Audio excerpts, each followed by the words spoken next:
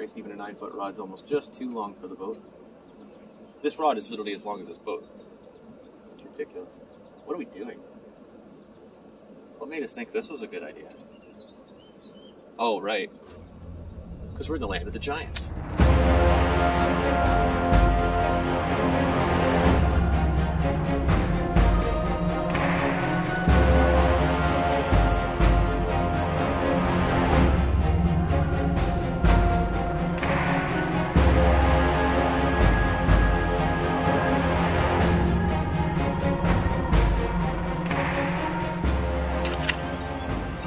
As you can see, I'm precariously perched on the side of the Karpfenboot because we literally don't have that much room in here right now. And I've just vouched to just sit up here. Things are pretty tight. They're pretty tight.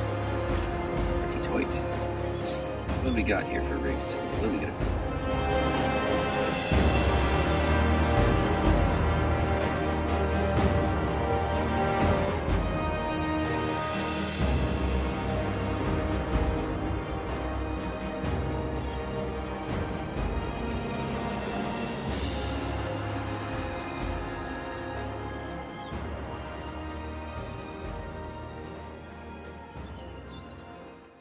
How's my hair? Yeah, it's good. Yeah. How's mine? Well, good morning and welcome back to the Karpfenboot Chronicles. Will here. Conrad here.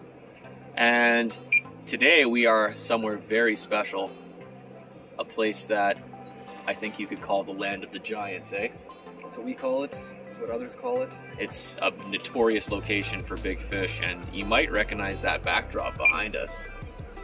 And if you do, if you know, you know. Shh, don't tell anyone else. Very special place we're at today. And a load of bait fish have just shown up on us in a big way, so that might actually be a really good thing.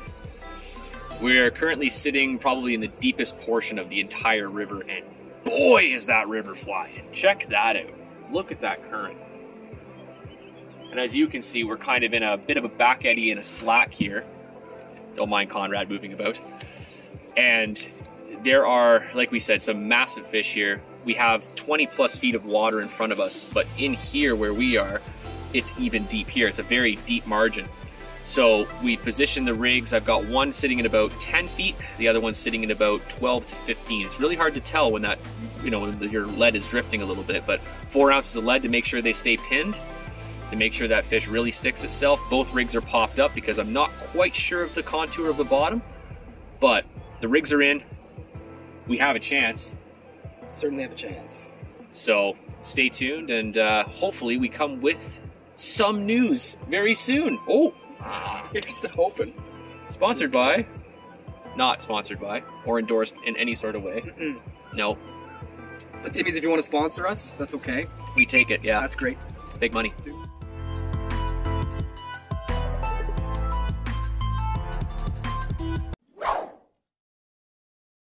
Breathe, for God's sake. I'm so tired and bored. We're losing it, folks. I need a Wonder Bar. You need a Wonder Bar? I need a Wonder Bar immediately. I need at least one Wonder Bar.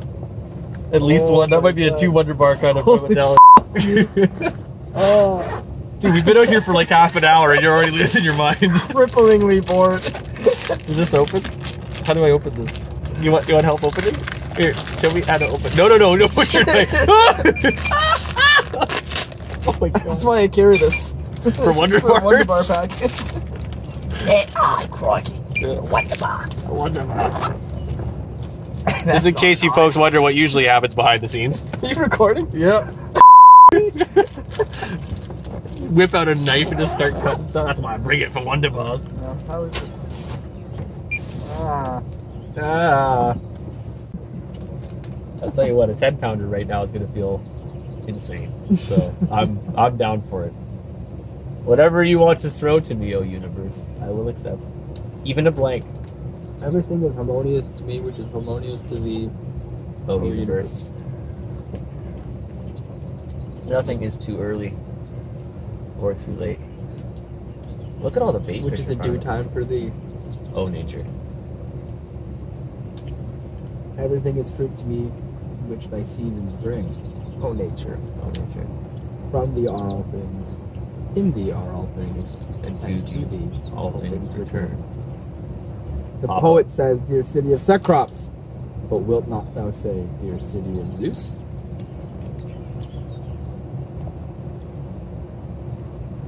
Philosophy. Glad the Wonder Bar is helping, but you're still delusional. It's my anchor to reality right now. As soon as I'm done. The chain has been taut for a while now. Tongue! Stung! Yeah. Oh, great. I can't wait for this. I might put you on shore for a bit so you can be just grounded to earth. That's okay. This is my tether. Yeah? My wonder tether. You have three It of does more. wonders for me. You have three more of them.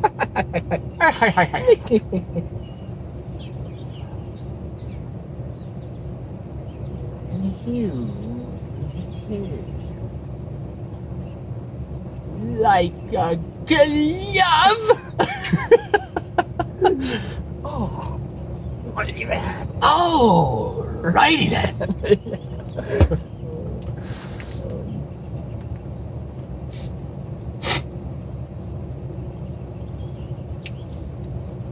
Oh, here. Huh. Karpy.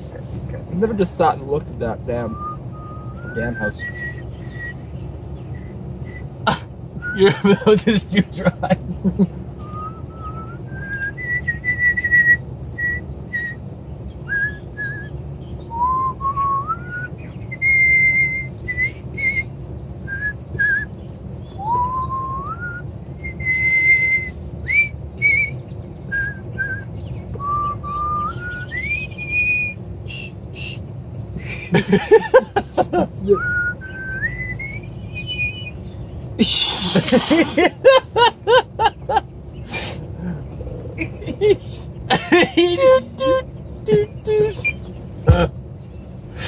I'm done.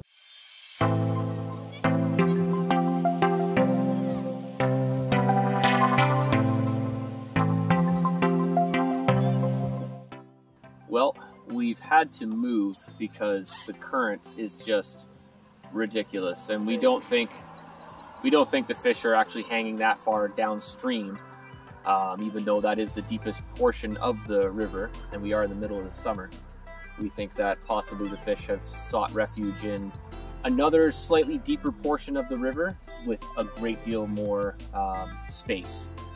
Even though where we were was dead calm with a little bit of a back eddy, this is a much larger area, much larger bay that we're sitting in now, and literally sitting, like I'm actually sitting on the edge of the boat, sort of perched here precariously, and we have the rods positioned in the water. And if we get one, we might chase it down. We might not have to here, not necessarily, but that's our little update for you. We can't win them all.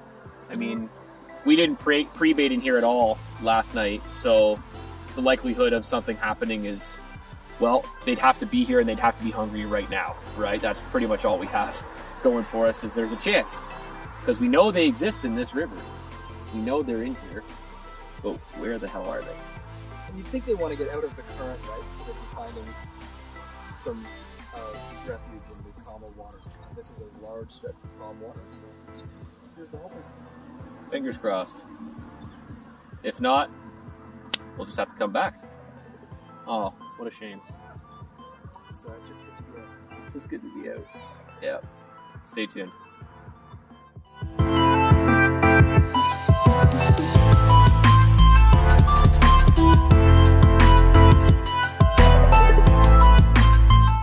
And not even a sniff. We haven't even seen an indication of any kind. We haven't seen any fish showing. We haven't seen very much in the way of bubbling. I've been seeing some fizzing here in this bay, but it's really hard to tell. It could just be oxygen releasing.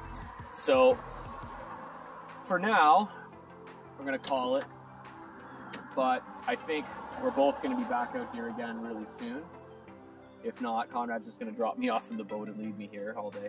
But evidently the current is just flying, and perhaps that's got them really focused on not drifting over the dam. We don't know, but it is proper flying. So maybe once the waters calm a little, so to speak, we'll be back out here again and we'll give it another go.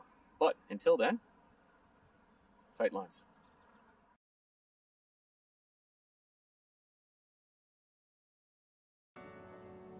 Well, it's been a couple of weeks since the last clip you would have seen, and I'm back out again. Welcome to Karpfenboot Chronicles, episode 3 and a half. And as you can see, I'm by myself. Tonight, I am overnighting in the Karpfenboot. Yeah, I'm overnighting in this. Let me just show you how crazy this is. So, this is my wonderful little pillow, and I've got my stadium chair, camping pad for sleeping. I've got my cradle there. I have my tripod there for taking photos, my camera equipment, and my charging packs. I got my jacket's packed away somewhere there as well, but I've got a sleeping bag. I've got a cooler for all my essentials. Rod is off the back end as always. Just a nice bucket of method mix here. So, yes, very tight quarters, but I've managed to bring everything that I need in order to succeed for tonight. And if worse comes to worse, I lose some rigs down here in the hold. I also have my kit so that I can prepare some more rigs. I've also got my rig wallet. So, big thanks to Galen, who was kind enough to put in a little bit of bait ahead of this. But this is my 12-hour challenge against Ryan Ginter. So for those of you who aren't a part of the Canadian Carp Society, but have maybe been following me on social media, I'm on round 3 now. I beat out Sean Martin, which was truthfully a fluke. It came down to two fish. If Sean had caught 2 bigger fish, it most certainly would have been a totally different game. We caught the same number of fish. We were fishing side by side.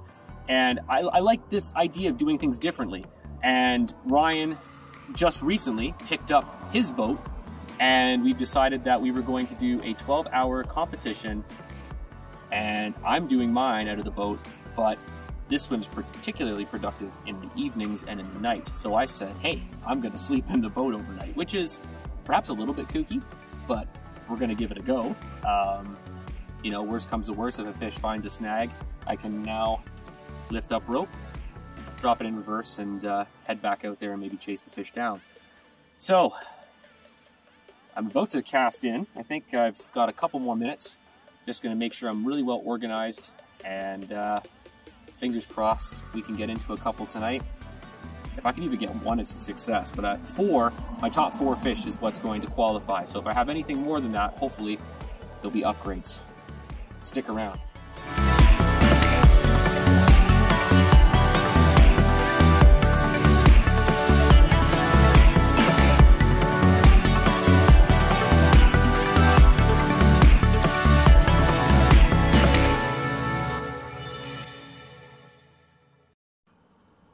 Well, ton of minnow activity out there, and I've been seeing some smallmouth rising as well and chasing. Ton of mosquitoes as well, and I've forgotten my repellent. So might be a rough couple of hours while they come in and have a feast on me, but hopefully they won't be the only thing biting, and the carp will follow suit shortly. Here's hoping. Well, there's been a few breaches. This is super exciting.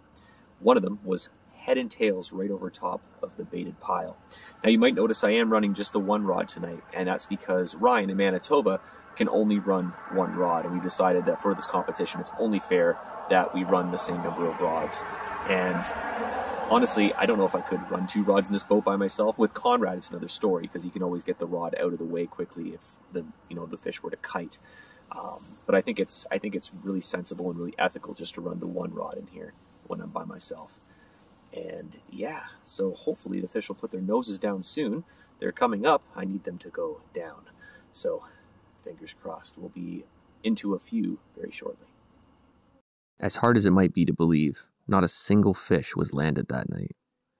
Consistent liners, fish showing, plumes of bubbles at first light that stretched for yards around, but not a single take.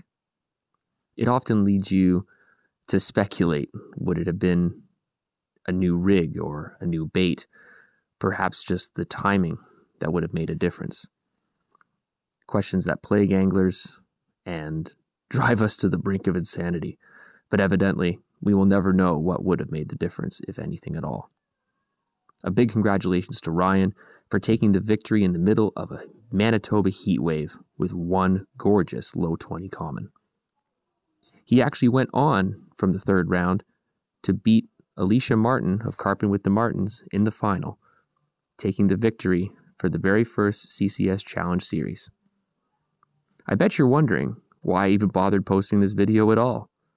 Well, a little bit of humility to remind myself of why I do this, because it is fishing after all. And I also discovered I can overnight in the Karpfenboot. Stay tuned.